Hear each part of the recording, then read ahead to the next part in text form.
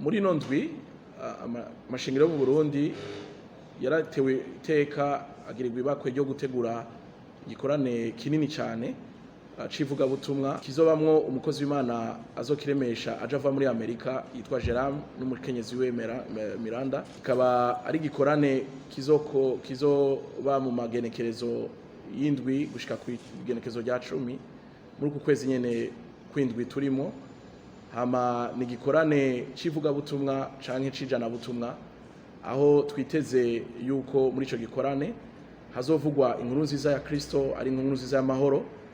Hama ha ruhande yabo batumire bazovuga ubutumwa, turafise abandi bavuga butumwa bazoba bahari baje gushigikira ico gikorane bo ngaha mu Burundi, abatwara amashengero atandukanye nk'abari muri Senebe n'abandi n'abakozi Imana batandukanye basanzwe barahamagariwe igikorwa cyo kwamamaza ubutumwa bwiza biciye mu ndirimbo zabo bo ngaha mu gihugu.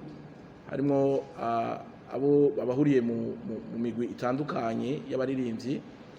Hama twarashoboye no gutumira, kubera ari igikorwa kinini, twashoboye gutumira n'abanyamahanga kugira ngo baje kudufasha mu gikorwa cyo guhimbaza Imana, mu gukorana n'abagenzi babo b'abarundi nkuko n'abarundi bacu basigaye batumako.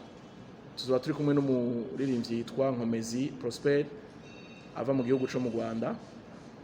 Tukazoba turi kumwe n'undi muririmbyi yitwa Rosa Muhando wo mu gihugu cyo muri Tanzania.